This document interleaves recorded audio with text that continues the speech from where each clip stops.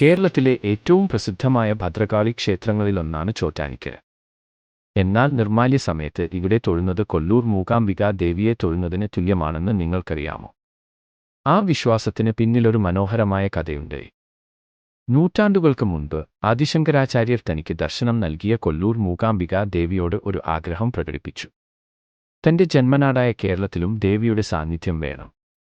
ഭക്തവാത്സല്യയായ അമ്മ അതിന് സമ്മതിച്ചു. പക്ഷേ ദേവി ഒരു നിബന്ധന വെച്ചു. ശങ്കരാ, നീ മുന്നിൽ നടക്കുക, ഞാൻ നിനക്ക് പിന്നാലെ വരാം. എന്നാൽ യാത്രയിലുടനീളം നീ ഒരിക്കൽ പോലും തിരിഞ്ഞു നോക്കാൻ പാടില്ല. എന്റെ കാൽച്ചിലമ്പൊച്ച കേട്ട് ഞാൻ കൂടെയുണ്ടെന്ന് നിനക്ക് ഉറപ്പിക്കാം. എന്ന് നീ തിരിഞ്ഞു നോക്കുന്നുവോ അന്ന് ഞാൻ അവിടെ ഉറച്ചുപോകും. അങ്ങനെ ശങ്കരാചാര്യർ മുന്നിലും ദേവി പിന്നിലുമായി യാത്ര തുടർന്നു. മനോഹരമായ കാൽച്ചിലമ്പൊച്ചകൾ ശങ്കരന് ആത്മവിശ്വാസം നൽകിക്കൊണ്ടിരുന്നു.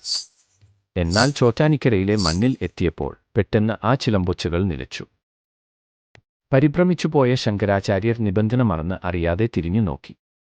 അപ്പോൾ ദേവി അവിടെ പുഞ്ചിരിയോടെ നിൽക്കുന്നുണ്ടായിരുന്നു. നിബന്ധന ലംഘിച്ചതിനാൽ തനിക്ക് ഇനി മുന്നോട്ട് വരാനാകില്ലെന്ന് ദേവി അരുളിച്ചെയ്തു. തന്റെ തെറ്റിൽ ഖേദിച്ച ശങ്കരാചാര്യർ ദേവിയോട് കരഞ്ഞു പ്രാർത്ഥിച്ചു. ഭക്തന്റെ സങ്കടം കണ്ട് ദേവി ഒരു വരം നൽകി. എല്ലാ ദിവസവും പുലർച്ചെ നട തുറക്കുമ്പോൾ ആദ്യത്തെ കുറച്ചു സമയം ഞാൻ ഇവിടെ ചോറ്റാനിക്കരയിൽ ഉണ്ടാകും. അതിനുശേഷമേ ഞാൻ കൊല്ലൂരിലേക്ക് മടങ്ങുകയുള്ളൂ. അതുകൊണ്ടാണ് ഇന്നും ചോറ്റാനിക്കരയിലെ നിർമ്മാല്യം തൊഴുന്നത് അതീവ പുണ്യമായി കരുതപ്പെടുന്നത്. വെളുത്ത വസ്ത്രം ചാർത്തി സർവാലങ്കാര വിഭൂഷിതയായി നിൽക്കുന്ന ആ ചൈതന്യം സാക്ഷാൽ മൂകാംബികാ ദേവി തന്നെയാണ്.